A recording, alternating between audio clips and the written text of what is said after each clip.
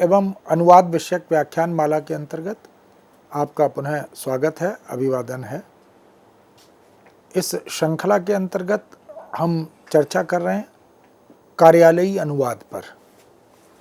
हम जानते हैं कि अनुवाद के बहुत से क्षेत्र हैं, बहुत से आयाम हैं, अनेक प्रकार की प्रविधियां हैं, अनुवाद की प्रक्रिया भी है और बहुत सी प्रणालियां भी हैं। हम विषय क्षेत्र के आधार पर अनुवाद के रूप स्वरूप में परिवर्तन भी देखते हैं, उस परिवर्तन की अपेक्षाओं पर भी विचार करते हैं। जिस पद्धति से, जिस प्रणाली से अनुवाद साहित्य में होता है, उसी पद्धति और प्रणाली से सामान्यतः अनुवाद विधि में, तकनीक में या प्रौद्योगिकी में नहीं होता। कृषि विज्ञान के क्षेत्र में यदि अनुवाद की चर्चा परिचर्चा करें तो उसका मंतव्य, उसका ध्येय, उसका लक्ष्य भिन्न होता है। बाल साहित्य के अनुवाद की बात करें तो उसका ध्येय नितांत भिन्न होता है।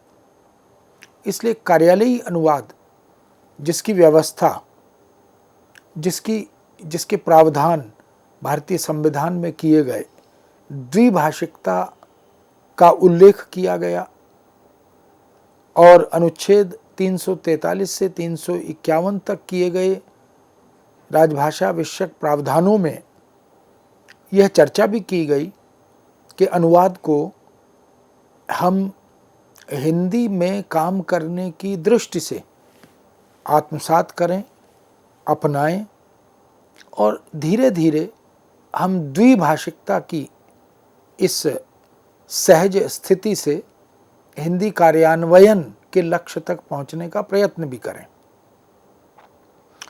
क्योंकि विरासत में हमें पूर्व शासकीय व्यवस्था, आज़ादी से पहले की जो शासकीय व्यवस्था थी, जो शासक थे, वो भारतीय किसी भाषा में शासन प्रशासन के लिए सहज नहीं थे और उनका मंतव्य भी था कि वो स्वभाषा यानी अंग्रेजी को इस देश के समस्त कार्यों के लिए एक महत्वपूर्ण भाषा बना दें। शिक्षा दीक्षा में, ज्ञान विज्ञान में, तकनीक प्रौद्योगिकी में और यहाँ तक के शासक की भाषा के रूप में यानी ऑफिशियल लैंग्वेज के रूप में शासन प्रशासन में वो अंग्रेजी को ही एक समर्थ और सशक्त भाषा के रूप में प्रस्तुत करें।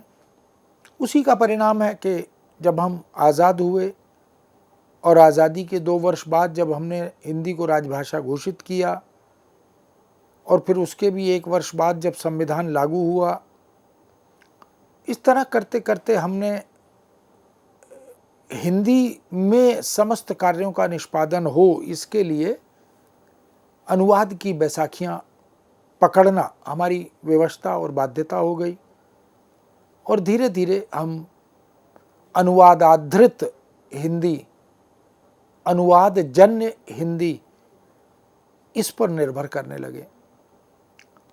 इस दृष्टि से हम देख सकते हैं कि ये जो द्विभाषिकता है, जिसको बाइलिंगुअलिज्म कहते हैं, यूँ हमारा देश जो है वो बहुभाषा भाषी देश है। इसको मल्टीलिंगुअल कंट्री कहते हैं, मल्टीकल्चरल कंट्री कहते हैं।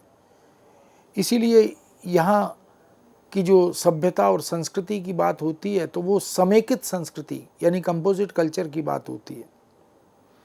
क्योंकि यहाँ जो भाषाई व्यवस्था है वह केंद्र सरकार की, संघ की, राजकाज की, कार्यालयों के कार्य निष्पादन की यानी ऑफिशियल लैंग्वेज, ऐसी कोई भाषा वो हिंदी होगी।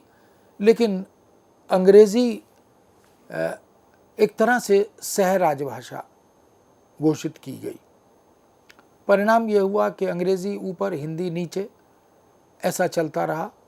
लेकिन विगत कुछ वर्षों में ये सुखद परिवर्तन हुआ है।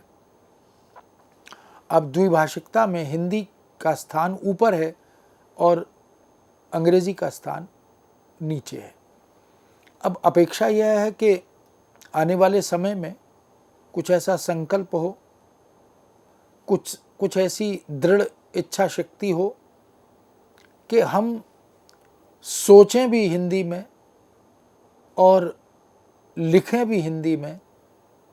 यदि अनुवाद करना ही हो तो हिंदी से अंग्रेजी किया जाए, क्योंकि 8 दशक की आज़ादी वाले इस देश में अभी भी यदि हम अंग्रेजी की बैसाखियां पकड़कर चलेंगे, अंग्रेजी आधारित शासकीय व्यवस्था का अनुपालन करेंगे, तो ये थोड़ा दुखद भी है और चिंता का विषय भी है। इसलिए द्विभाषिकता का सम्मान करते हुए अब हम हिंदी को मूल भाषा के रूप में, स्रोत भाषा के रूप में, विचार की भाषा, अभिव्यक्ति की भाषा, संप्रेषण की भाषा, ऐसी भाषा के रूप में हम स्थापित करना चाहते हैं। विश्व के मंच पर, संयुक्त राष्ट्र संघ में हम हमारी अपनी भाषा से अपना प्रतिनिधित्व करें। इसके लिए हिंदी को सशक्त बनाना होगा, आत्मनिर्भर बनाना होगा, अंग्रेजी की छाया से धीरे धीरे मुक्त करना होगा और जो मेधा, जो प्रतिभा भारतीय समुदाय की, नागरिकों की, भाषाविदों की अभिव्यक्ति कौशल की दृष्टि से, वैचारिकता की दृष्टि से अपनी भाषा में सहज अनुभव करेगी, तो उसका अनुवाद अंग्रेजी में हो। और ये दायित्व अनुवादकों का या अंग्रेजीदा मानसिकता के लोगों का हो तो मुझे लगता है कि बेहतर स्थिति बनेगी।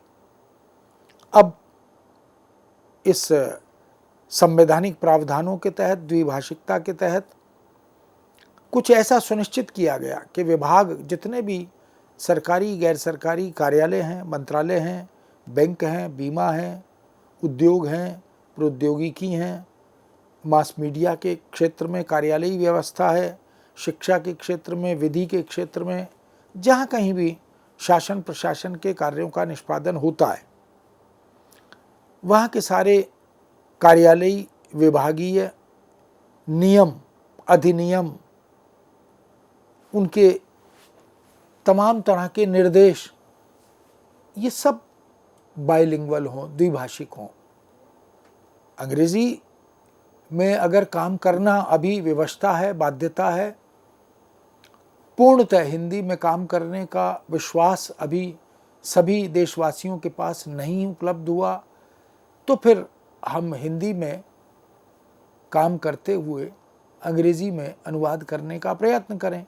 लेकिन जब तक ऐसा नहीं होता, तब तक अंग्रेजी में लिखित उस सारी नियम और अधिनियम संपदा को, भाषा को, उसको अनुवाद किया जाए और द्विभाषिक बनाया जाए। जितने मैनुअल हैं, जितनी संविधाएं हैं, उन समस्त के कार्य और जितनी विधि सम्मत सामग्री है, वैधानिक है, संवैधानिक है, उन सब को भी, उस पूरी सामग्री को भी दोनों भाषाओं में तैयार किया जाए। और अब तक यही चल रहा है, दोनों भाषाओं में तैयार किया जाता है। पत्र जितने भी लिखे जाते हैं, अनेक प्रकार के पत्रों का शासकीय व्यवस्था में 16 प्रकार के पत्रों की चर्चा तो होती है। तो जितने भी पत्र लिखे जाते हैं वो भी द्विभाषिक हों। अगर अंग्रेजी में लिखे जाते हैं तो उनका हिंदी में अनुवाद हो, यदि हिंदी में मौलिक रूप से लिखे जाते हैं तो उनका अंग्रेजी में अनुवाद हो, क्योंकि भाषा की दृष्टि से शासन प्रशासन में कहीं कोई अवरोध ना आए, किसी को कठिनाई का सामना न करना पड़े।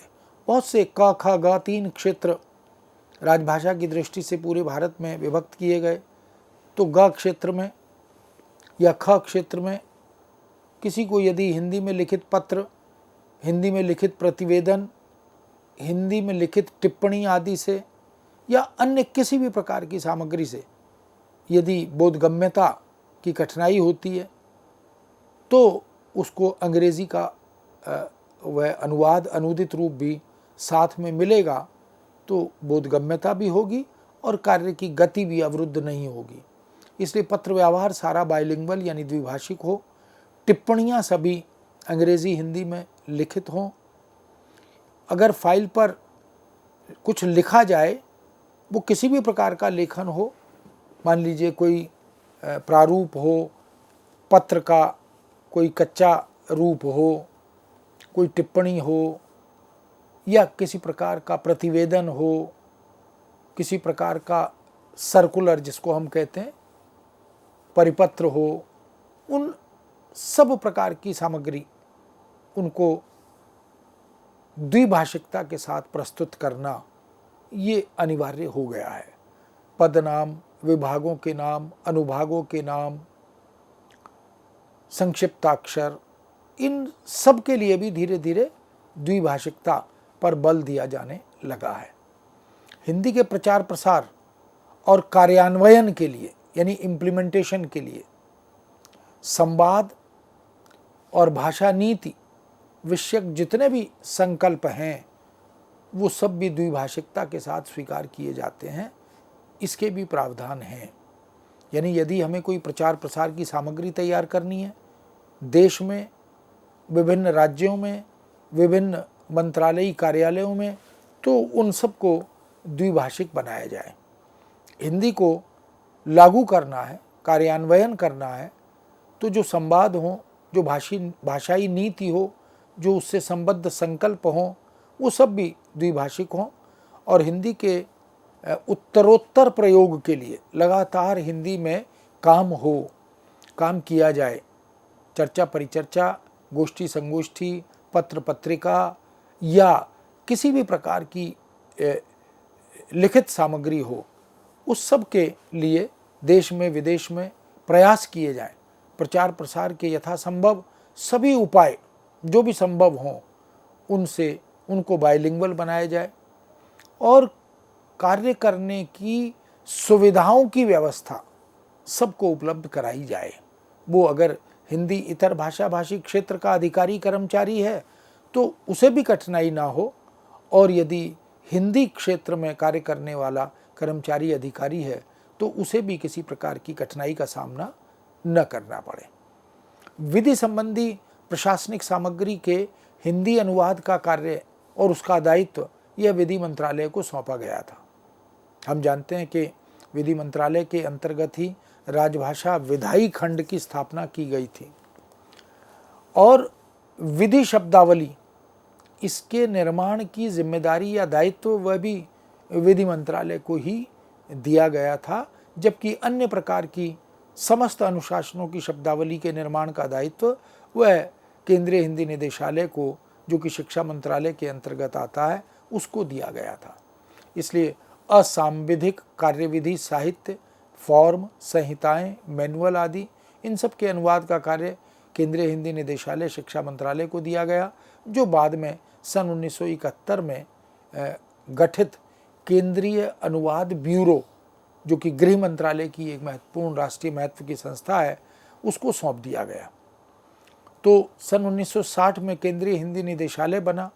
सन 1961 में वैज्ञानिक एवं तकनीकी शब्दावली आयोग का गठन हुआ और 1971 में आकर केंद्रीय अनुवाद ब्यूरो का गठन किया गया। यह गृह मंत्रालय के अंतर्गत स्थापित हुआ और केंद्रीय हिंदी निदेशालय तथा वैज्ञानिक एवं तकनीकी शब्दावली आयोग, ये दोनों शिक्षा मंत्रालय के अंतर्गत स्थापित हुए और सब ने विधिवत अपने अपने क्षेत्र में बहुत ही महत्वपूर्ण कार्य का निष्पादन किया। केंद्रीय अनुवाद ब्यूरो ने तो हजारों लाखों भारतीय कर्मचारी अधिकारी, उनको हिंदी का और अनुवाद का प्रशिक्षण दिया, अनुवाद की टेक्निक से, तो अनुवाद करने की प्रविधि से अवगत कराया। कभी साप्ताहिक, कभी अर्धमासिक, कभी पाक्षिक, कभी मासिक, कभी त्रैमासिक तक अधिकारियों कर्मचारियों को विधिवत शिक्षण प्रशिक्षण बहुत ही विषय के विशेषज्ञों को आमंत्रित किया जाता रहा और अभी भी यह सिलसिला चल रहा है, जो केंद्रीय अनुवाद ब्यूरो के द्वारा और केंद्रीय हिंदी प्रशिक्षण संस्थान के द्वारा, दोनों ही गृह मंत्रालय की महत्वपूर्ण संस्थाएं हैं, उनके माध्यम से अभी ये चल रहा है। अपने दिन प्रतिदिन के विभागीय या कार्यालयी सामग्री के अनुवाद का कार्य संबद्ध मंत्रालय स्वयं करवाएगा, ऐसा भी निर्णय लिया गया। यदि संबद्ध मंत्रालय को अनुवाद का कार्य कराना है तो उसके पास दो ही उपाय हैं। उनके पास जो हिंदी अनुभाग है, हिंदी अनुवादक हैं, वरिष्ठ और कनिष्ठ अनुवाद अधिकारी हैं, उनसे करवाए, और यदि वह संभव नहीं है तो वो केंद्रीय अनुवाद ब्यूरो की शरण में जाता है और उनसे आग्रह करके अपने रिपोर्ट्स का, मैनुअल्स का, तमाम तरह की महत्वपूर्ण सामग्री का, नियमों का, कानूनों का अनुवाद वो अनुवाद ब्यूरो के माध्यम से करवाते हैं।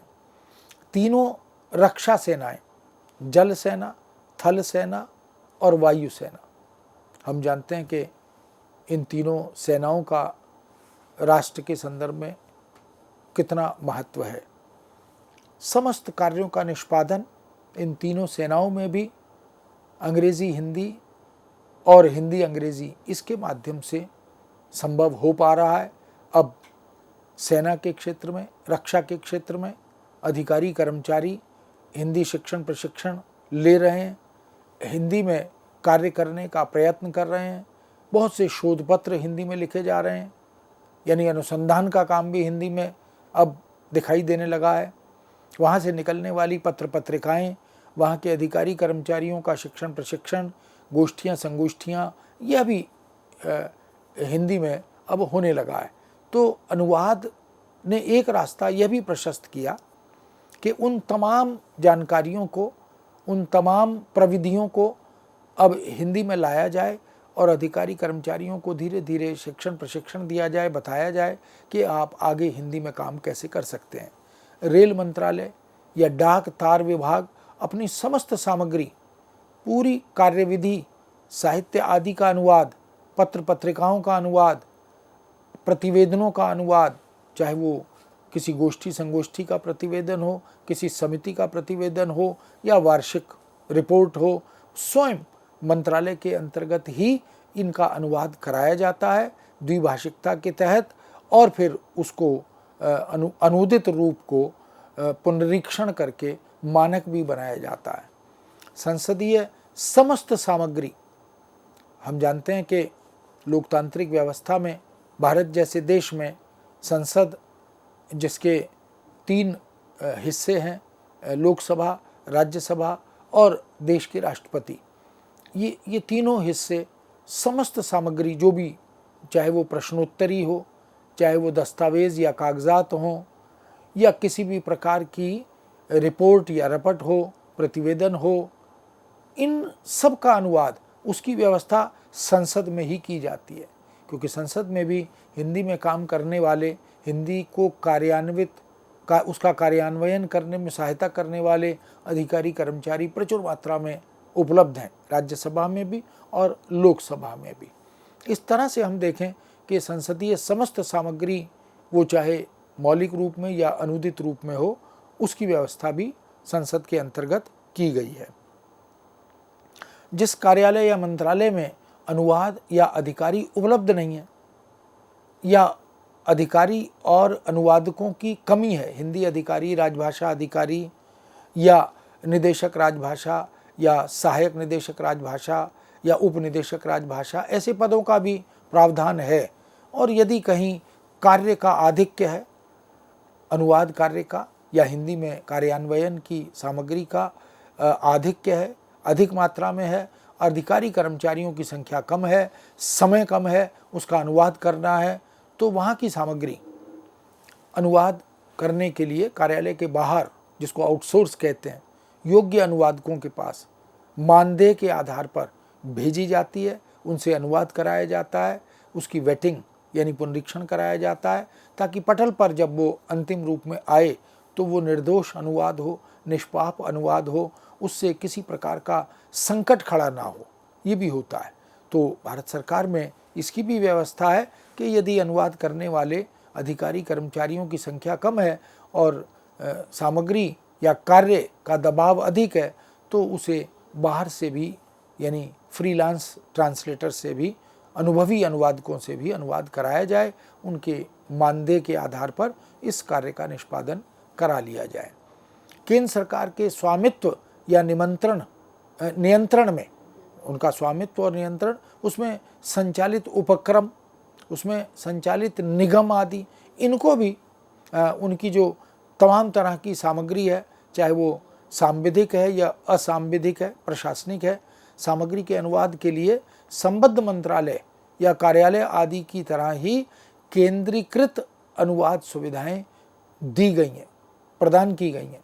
यानी अगर उन्हें भी अनुवाद कराने के लिए कोई सुविधा चाहिए, कोई सहयोग चाहिए, किसी बाह्य सहायता की अपेक्षा प्रतीत होती है, तो वह सुविधा भी उनको दी गई है। जबकि सांविधिक सामग्री के अनुवाद हेतु उन्हें भी विधायी विभाग के राजभाषा खंड से जो आउटसोर्स है, ऐसी व्यवस्था की गई है, वो ली जा सकती है। ये सेवाएं वस्तुतः लेने की सुविधा है। देश में अनेक कार्यालयों और संस्थाओं द्वारा या व्यक्तिगत रूप से मानदेय आधारित अनुवाद सुविधाएं भी उपलब्ध हैं। यानी चाहे वो मंत्रालय हों, चाहे वो तमाम तरह के अंडरटेकिंग्स हों और सहयोगी संस्थाएं हों, बैंक, बीमा आदि कंपनियां हों, यदि वहाँ भी इस प्रकार की सुविधा अपेक्षित है, आवश्यक है, तो उन्हें इसकी अनुमति है कि वो अनुवाद कार्य विलंबित ना करें। हिंदी में कार्यान्वयन के लिए यदि अनुवाद करने की गति को बढ़ाना है तो जहाँ से भी संभव हो सहायता लें और सहयोग लें और इस कार्य को आगे बढ़ाएं। जैसे केंद्रीय अनुवाद ब्यूरो, विधायी विभाग का राजभाषा खंड, विधि मंत्रालय के अंतर्गत यह आता है, विधायी विभाग का राजभाषा खंड। ऐसे ही राजभाषा विभाग जो गृह मंत्रालय के अंतर्गत आता है, और हिंदी अनुभाग या हिंदी कक्ष जो समस्त मंत्रालयों में स्थापित है। यानी संवैधानिक प्रावधानों के तहत हर मंत्रालय में, हर बैंक में हिंदी अनुभाग होगा। हिंदी में काम करने की स्थिति को सहज बनाने वाले अधिकारी कर्मचारी होंगे और वो हिंदी कक्ष में बैठकर उसमें हिंदी में टंकण करने की व्यवस्था होगी, हिंदी में आशुलिपिक भी सुनिश्चित होंगे और समस्त ऐसी सुविधाएं जो मंत्रालयों को दी जा सकती हैं, जिससे निगमों, कंपनियों, उपक्रमों, राष्ट्रीय बैंकों, बीमा कंपनियों, स्वायत्त निगमों या और जितने भी संगठन हैं, उन सब को इस प्रकार की सुविधा उपलब्ध कराई गई है और जवाबदेही भी सुनिश्चित की गई है। यदि इस सब के बावजूद सुख सुविधाएं हैं, पद हैं, कोष्ठ हैं, प्रकोष्ठ हैं, कक्ष भी हैं, यदि फिर भी हिंदी में कार्यान्वयन नहीं हो रहा, अनुवाद विधिवत नहीं हो रहा, तो वो चिंता का विषय है। और इस तरह के अधिकारी कर्मचारी जो उदासीन हैं, उनसे जवाब भी मांगा जाता है और उन्हें प्रताड़ित भी कभी कभी इसलिए किया जाता है कि वो जानबूझकर उसकी उपेक्षा कर रहे हैं। ये राष्ट्रपति का आदेश है, ये संवैधानिक प्रावधान है, स्वतंत्र राष्ट्र के लिए इसकी बाध्यता और आवश्यकता है, तो उन्हें थोड़ा इसके लिए कठिन चेतावनियां भी दी जाती हैं। एक राष्ट्रीय अनुवाद मिशन की स्थापना भी भारत सरकार ने की है। हिंदी प्रशिक्षण की व्यवस्था सरकारी स्तर पर अनेक कार्यालयों में की जाती है।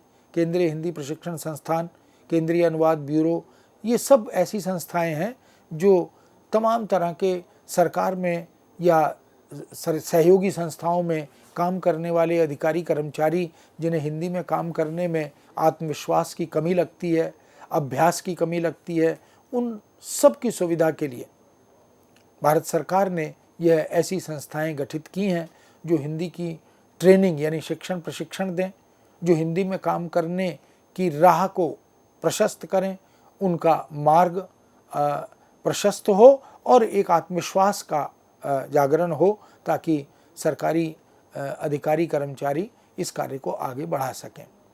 मूलभूत अपेक्षाएं इस प्रकार की प्रशासनिक अनुवादकों से अनुवाद कार्य करते हुए, उसका निष्पादन करते हुए बहुत सारी अपेक्षाएं की जाती हैं। यदि अर्थ का अनर्थ अनुवादक कर दे, थोड़ी उदासीनता या लापरवाही से अनुवाद विधिवत न करे या अनुदित सामग्री जो है वो मूल की भावना को नष्ट कर दे, तो उस संकट की स्थिति का सामना करना पड़ता है। तो बहुत सारी ऐसी अपेक्षाएं इस तरह की शासकीय, प्रशासकीय, वित्त संबंधी, अनुशासन संबंधी तमाम दूसरे जो अनुभाग हैं उनसे संबद्ध किसी भी प्रकार की सामग्री का यदि अनुवाद करना हो, उस कार्य का निष्पादन करना हो, तो अनुवादक से क्या चाहिए, उससे क्या अपेक्षाएं हैं, कार्य निष्पादन के लिए अनुवादक की अर्हताएं क्या हैं। यानी अनुवादक अगर नियुक्त हो गया है और नियुक्ति के बाद वो अपने कार्यालय में काम करता है, तो उससे ये उम्मीद की जाती है कि वह मूल की भावना के साथ छेड़छाड़ न करे, कुछ अवांछित जोड़े नहीं और कुछ महत्वपूर्ण छोड़े नहीं।